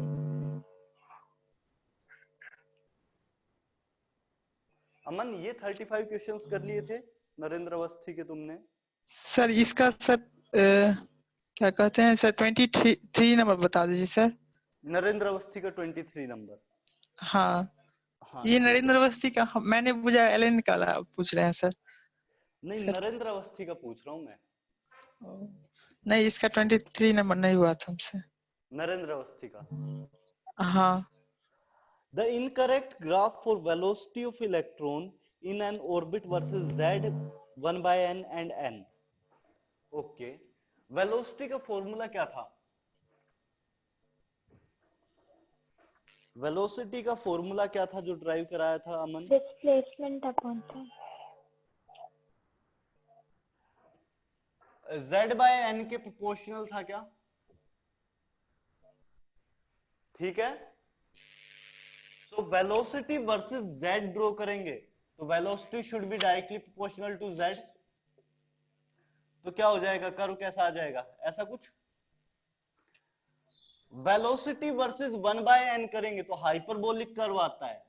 जब कोई ऐसा रिलेशन हो v is inversely proportional to 1 by n के प्रोपोर्शनल बोला है तो 1 बाय n के तो डायरेक्टली आ जाएगा और n के इनवर्सली प्रोपोर्शनल आ जाएगा। यहाँ पे देखो यस, तो यहाँ पे velocity is inversely proportional to 1 by n। ये कैसे किया है? 1 बाय, अब आ जाओ अमन, अब हम लोग आते हैं डिस्कस करते हैं इस क्वेश्चन कैसे हुआ है। देखो हम लोगों को इस क्वेश्चन में गिवन था वेलोसिटी। अमन तुम्हारा कुछ दिक्कत है क्या, चार्जिंग में लगा रखा है तुमने? हाँ सर। चार्ज से हटाओ।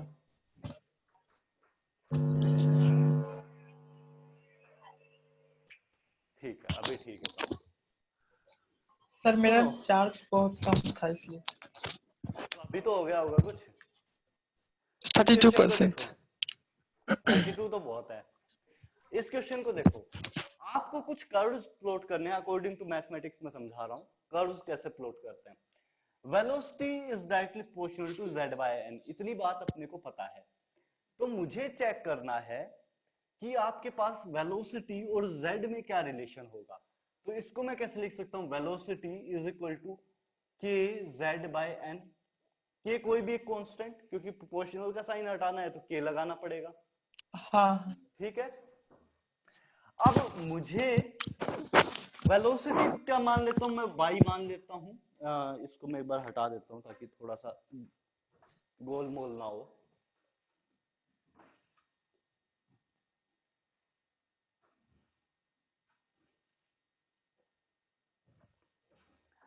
वेलोसिटी इज इक्वल टू के जेड बाय एन के बराबर। अब आप देखो, वेलोसिटी को मैं मान लू y, z को मैं मान लू x, तो मुझे इन्हीं दोनों के बीच में कर्व प्लॉट करना है। आपको बोला गया तो वेलोसिटी वर्सेस z का कर्व प्लॉट करो, है ना अमन? हाँ सर। तो यहां पे क्या होगा, y is equal to K x bye N, ठीक है।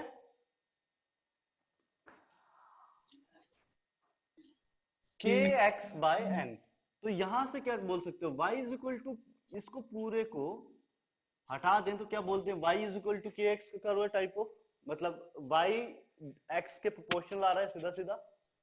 हाँ इसको प्लॉट करने जाओगे तो कुछ ऐसा प्लॉट बनेगा, y is equal to M X वाला आपके पास कर्व आ जाएगा, स्ट्रेट लाइन कर्व। हाँ सर आया। ठीक है। हाँ सेकंड आप देखो, velocity is equal to again K Z by N है, लेकिन इस बार x और y अलग अलग हो गए। y इज इक्वल टू ठीक है, वेलोसिटी का वेलोसिटी ही है, लेकिन x क्या बोल दिया, 1 बाय एन के बराबर है। x कितने के बराबर दिया इस बार, 1 बाय एन के बराबर दिया वन हुआ है, बाई एक्स। हाँ 1 बाय एन। तो इस बार वेलोसिटी किसके बराबर, y is equal to K x bye N, क्योंकि 1 बाय एन पूरा का पूरा x के बराबर है, तो 1 बाय एन की जगह मैंने क्या रख 1 बाय एन की जगह मैंने क्या रख दिया, x। तो y X. Is equal to K X के बराबर कर्व आ गया। और कैसा कर्व है, again y is equal to M X जैसा ही कर्व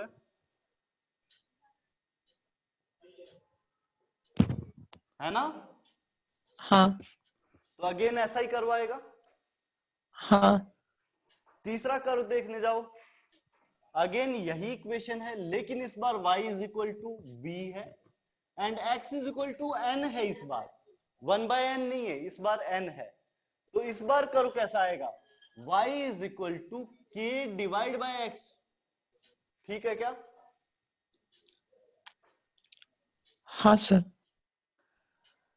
और इस तरह का कर्व कैसा आता है, y is equal to k divide by x, y is inversely equal to proportional. m by x। और इनवर्सली प्रोपोर्शनल कर्व कैसा आता है, हाइपरबोलिक कर्व आता है ऐसा। इनवर्सली प्रोपोर्शनल कर्व कैसा आता है, हाइपरबोलिक। ये हाइपरबोलिक कर्व बोलते हैं, इसे हाइपरबोला बोलते हैं।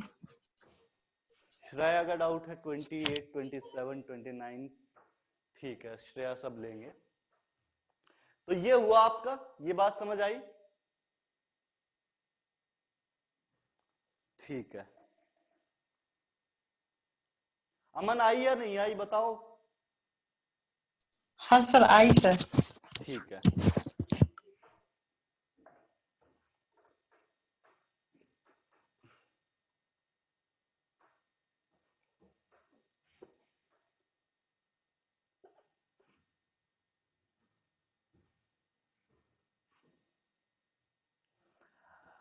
श्रेया एक बार बाकी लोगों को भी अटेम्प्ट कर लेने दो, फिर एक साथ सारा डिस्कस कर लेते हैं, ठीक है?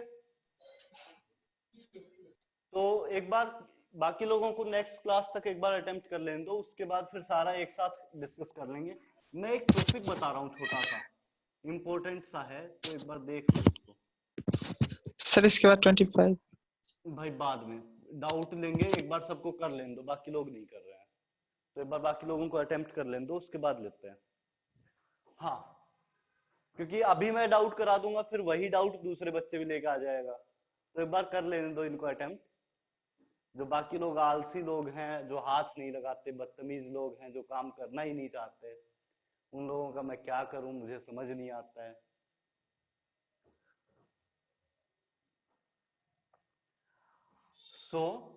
यहां पर क्या हुआ है, आपके पास एक इलेक्ट्रॉन है, यहां पर पहले ऑर्बिटल में एनर्जी -13.6 निकल के आएगी इलेक्ट्रॉन वोल्ट में।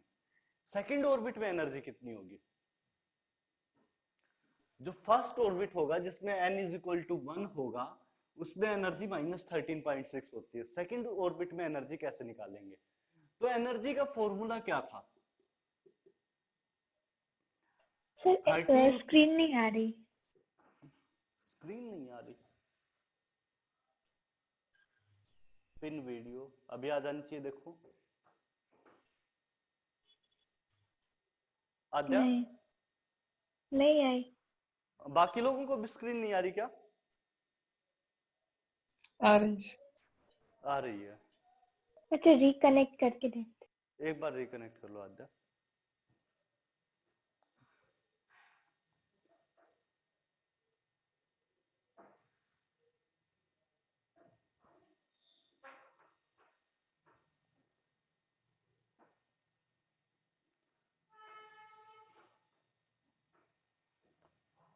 हाँ सर हाँ आ आद्या गई। आ गई। हम्म। ठीक है, तो एनर्जी किसके बराबर आती है? 13.6 Z square by N square के बराबर एनर्जी आती है आपकी, विद ए माइनस साइन। ये एनर्जी का फॉर्मूला अपना निकल के आया था इन इलेक्ट्रॉन हाँ वोल्ट।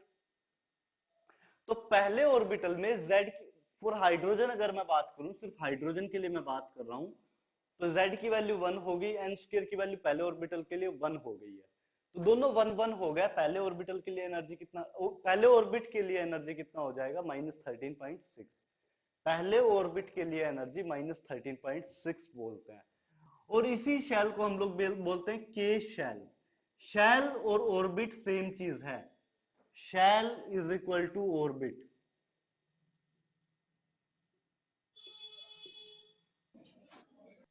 शेल और ऑर्बिट सेम चीज है। पहले शेल को क्या बोलते हैं? K shell. अगली शेल क्या बोलते हैं? L shell. उससे अगली क्या बोलेंगे? एन। उससे अगली को M. Sir K L M N M N. हाँ अमन बोलो। सर -13.6 कहाँ से आया? ये मैंने ड्राइव कराया था पिछली क्लास में। नहीं बताया था क्या पिछली क्लास में आपको एनर्जी का फॉर्मूला लास्ट में?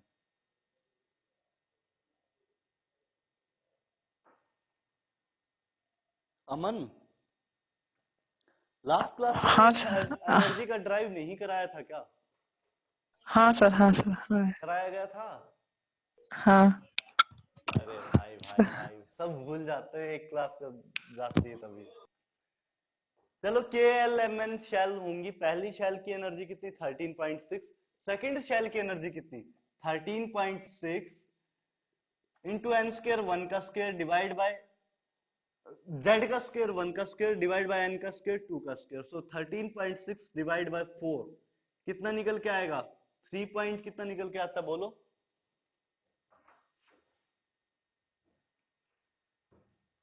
3.4 निकल के आएगा क्या? सेकंड सेल में एनर्जी कितनी होगी? 3.4। और इसके आगे भी माइनस साइन होगा, इसके आगे भी माइनस साइन होगा, इलेक्ट्रॉन वोल्ट में एनर्जी होगी। ठीक है। हाँ श्रेया, संडे के एग्जाम में एनसीईआरटी से भी आएगा। भैया एनसीईआरटी तो आपको करनी चाहिए थी, आएगा नहीं आएगा ये थोड़ी बताऊंगा, पहले एग्जाम में बता दिया था। संडे का एग्जाम बहुत डिफिकल्ट आने जा रहा है, सोच समझ के करना, बहुत ढंग से प्रिपरेशन करना। अच्छा खासा मतलब हर एक क्वेश्चन डिफिकल्टी लेवल पे डाला है, तो आपको करने में हालत खराब होगी अगर आप पढ़ के नहीं जाओगे तो बहुत ढंग से पढ़ लो, बहुत ढंग से एक्सरसाइजेस सोल्व कर लो, जितना दे रहा हूं उतना, नहीं तो पछताओगे, बहुत बुरी तरह पछताओगे। संडे का एग्जाम बहुत डिफिकल्ट आने वाला है। दोनों चैप्टर से रहेगा? दोनों चैप्टर से रहेगा। सर हम तुम अमन चाहे रहने दो, क्योंकि फर्स्ट चैप्टर तुमने किया नहीं, या उसके क्वेश्चन स्किप कर देना, फर्स्ट चैप्टर के क्वेश्चन स्किप कर देना। सर करके देखेंगे कितना। ठीक है, करके देखना, ट्राई करना। सो एक बात बताइए, ये एनर्जी इंक्रीज हो रहा है डिक्रीज कर रहा है? फर्स्ट सेल से सेकंड सेल में जाते हैं तो एनर्जी इंक्रीज कर रहा है डिक्रीज कर रहा है? इंक्रीज इंक्रीज कर रहा है। आधा इंक्रीज कर रहा है, नेगेटिव में नंबर कम हो रहा है, मतलब इंक्रीज है। अच्छा नेगेटिव है। हाँ हाँ दोनों के आगे नेगेटिव साइन है। तो नेगेटिव में नंबर इंक्रीज हुआ मतलब एनर्जी इंक्रीज किया है।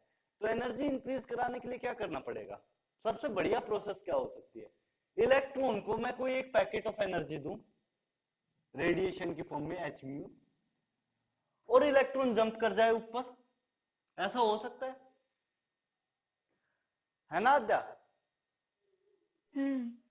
लेकिन एक बात बताओ, क्या मैं इसे कितनी एनर्जी का पैकेट दूंगा? 13.6 माइनस 3.4 10.2, तो 10.2 इलेक्ट्रॉन वोल्ट एनर्जी का पैकेट देना पड़ेगा मुझे। इतनी बात ठीक है? 10.2 का अध्याय इसे देना पड़ेगा। लेकिन क्या ऐसा कर सकता हूं कि 5.1 5.1 के दो पैकेट सप्लाई कर दूं 10.2 देने की बजाय? बड़ा लॉजिकल सा क्वेश्चन है। अगर मैं 10.2 इलेक्ट्रॉन देने की का एक पैकेट देने की बजाय 5.2 के दो पैकेट सप्लाई कर दूं, क्या ऐसा पॉसिबल है उससे इलेक्ट्रॉन जंप कर जाए? पर दोनों में डिफरेंस क्या है? अच्छा हाँ, डिफरेंस है। दो दो मैं दो पैकेट जा पैकेट रहे हैं दूं या मतलब दो एक पैकेट दूं, एक पैकेट दे के तो जंप कर जाएगा, इतना तो पता है। लेकिन क्या दो पैकेट दे के एनर्जी से जंप कर सकता है इलेक्ट्रॉन? हाँ। यहां पर क्वांटम मैकेनिक्स अप्लाई हो जाती है और ये ऐसा नहीं कर पाता। क्यों नहीं कर पाता? देखिए, जो इलेक्ट्रॉन है ना वो बहुत हाई स्पीड से रिवॉल्व कर रहा है, करेक्ट? हाँ। और जब इलेक्ट्रॉन रिवॉल्व करता है तो ये क्या करता है, जब भी किसी एक्साइटेड लेवल में पहुंचेगा मतलब हायर एनर्जी स्टेट में पहुंचेगा, तो इसकी टेंडेंसी होगी कि ये कोई रेडिएशन छोड़ दे एनर्जी की और वापस अपने लेवल में वापस आ जाए। ये किसी भी एक्साइटेड स्टेट में मतलब यहां से जंप करके ऊपर किसी भी स्टेट में 10⁻⁻8 सेकंड के लिए ही जा पाता है। ये भी कुछ ज्यादा ही टाइम बता रहा हूं, इससे भी कम ही टाइम होता है। मतलब सेकंड का कितना कम हिस्सा हुआ, सोच लो आद्या। सेकंड कितनी कम होती है और उसका भी इतना कम टाइम? बहुत ज्यादा कम। बहुत बहुत बहुत ज्यादा कम टाइम है। तो इतना कम टाइम है तो उसमें होगा क्या? आप अज्यूम करो कि 5.2 के दो पैकेट देने का क्या फायदा होता? आपको 5.2 के दो पैकेट तब दे पाता है ये, मतलब इलेक्ट्रॉन घूम रहा है उसको 5.2 का एक पैकेट मिला और वो ये 5.2 का पैकेट वापस छोड़े उससे पहले ही दूसरा पैकेट मिल जाए, तभी फिजिबल हो पाएगा आद्या। हाँ। और एक पैकेट छोड़ने में कितना टाइम लग रहा है? 10⁻⁻8 सेकेंड। मतलब बहुत कम टाइम लग रहा है। हाँ। तो क्या होता है कि probability of two continuous collision, मतलब दो पैकेट लगातार सप्लाई करने की प्रोबेबिलिटी बहुत कम होती है, नेग्लिजिबल, मतलब टेंडिंग टू जीरो होती है। जब एक पैकेट इसको दिया उसके बाद ये क्या करेगा, पहले उस पैकेट को छोड़ेगा उसके बाद किसी दूसरे पैकेट से, क्योंकि इलेक्ट्रॉन तो बम्बार्डमेंट हो रहा है। पहले तो इलेक्ट्रॉन का साइज बहुत छोटा है एटम के अंदर, बहुत बहुत बहुत छोटा साइज होता है इलेक्ट्रॉन का, उसके ऊपर वो इतनी स्पीड से रिवॉल्व कर रहा है ना? हाँ। तो उसके पास फोटोन आने की प्रोबेबिलिटी कितनी है? कम रहेगी। और फिर हाँ। उस इतने कम टाइम में दो फोटोन आने की प्रोबेबिलिटी, बहुत एक तो कम। फोटोन आने की प्रोबेबिलिटी कम है, एक इतने कम टाइम में 10⁻⁻8 सेकंड में दो फोटोन लगातार स्ट्राइक कर जाएंगे, बहुत बहुत बहुत ज्यादा कम हो जाएगी, टेंडिंग टू जीरो। पॉसिबल नहीं है। हाँ। तो दो फोटोन्स कभी भी लगातार इलेक्ट्रॉन नहीं ले सकता। क्या होता है, एक बार में एक ही फोटोन लेता है। हाँ। ये चीज ध्यान रखनी है, एक बार में सिर्फ एक फोटोन इलेक्ट्रॉन लेगा। तो मैं इसको वापस हटा रहा हूं, आता हूं, देखिए कुछ पार्ट। तो पहले एक चीज लिख लो, टू एक्साइट, एक लाइन लिख लेना, to excite an electron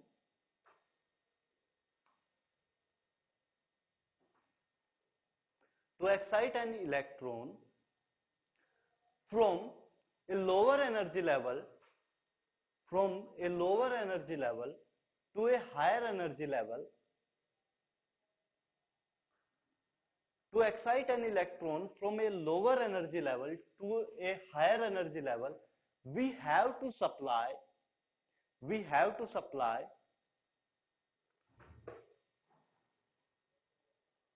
photon, we have to supply a photon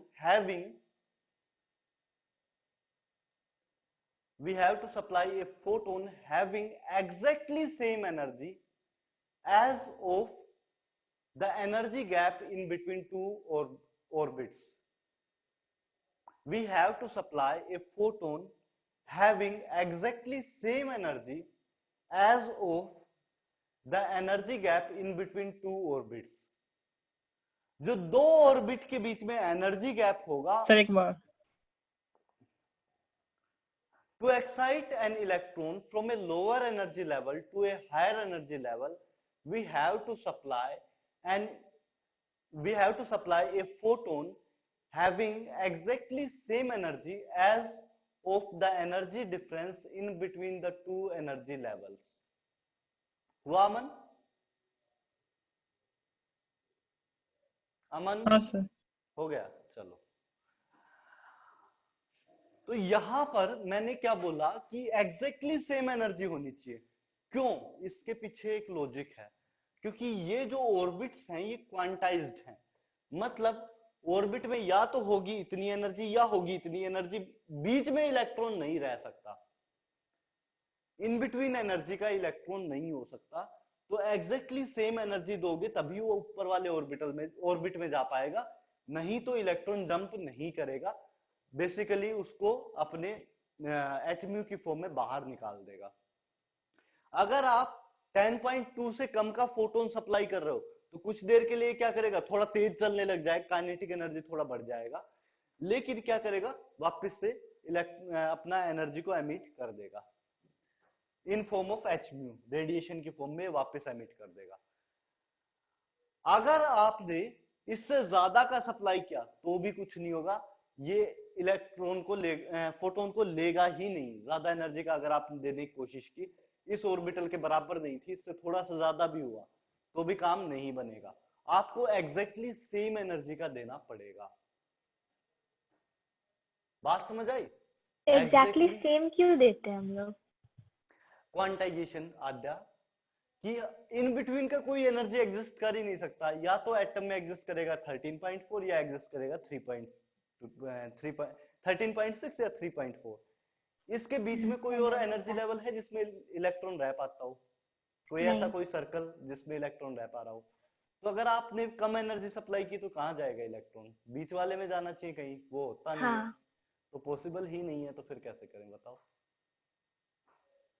है ना भाई, दो ही एनर्जी लेवल पॉसिबल हैं, या तो ये वाला या ये वाला इनिशियली। अगर तो दोनों के बीच इनके बीच में कुछ रह नहीं पाएगा तो इनके बीच का क्या करेगा, फोटोन को लेगा ही नहीं, कहेगा फोटोन तू डायरेक्टली पास हो जा मेरे अंदर से। सर हाँ जी आयुष। सर आप इसके बाद कुछ कराओगे क्या? नहीं, कुछ नहीं करा रहा आयुष, 7 बज गए हैं तो मुझे पता है आपका स्कूल है। सर मेरी क्लास स्टार्ट हो गया तो मैं क्या लीव कर सकता हूँ? मैं कुछ नहीं करूँगा, ठीक है? Thank you sir, bye. ठीक है, बाय। चलिए, तो अपन भी क्लास यहाँ पे एंड करते हैं। इसमें कोई डाउट है तो बताओ। सर है 10.2 एनर्जी हम लोग क्यों ले रहे हैं? हम लोग 3.4 मतलब कि अगर 13.6 से 3.4 जा रहे हैं। अच्छा, गैप देख रहे हैं? हाँ, 13.6 से 3.4 पे जा रहे हैं। हाँ, 10.2 का आएगा। आया? हाँ, समझ आ गया। उतनी एनर्जी सप्लाई करेंगे तभी तो ये ऊपर जा पाएगा। हाँ। श्रेया, कोई डाउट है?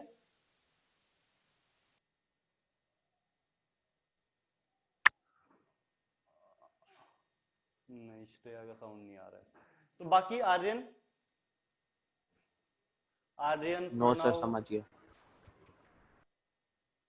परम तो गायब हो चुका है शायद, या है अभी?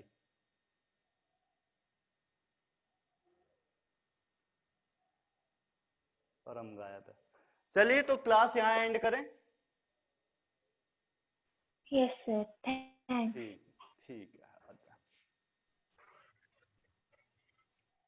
Bye thank you bye sir bye sir bye Pranav. Bye sir, thank you.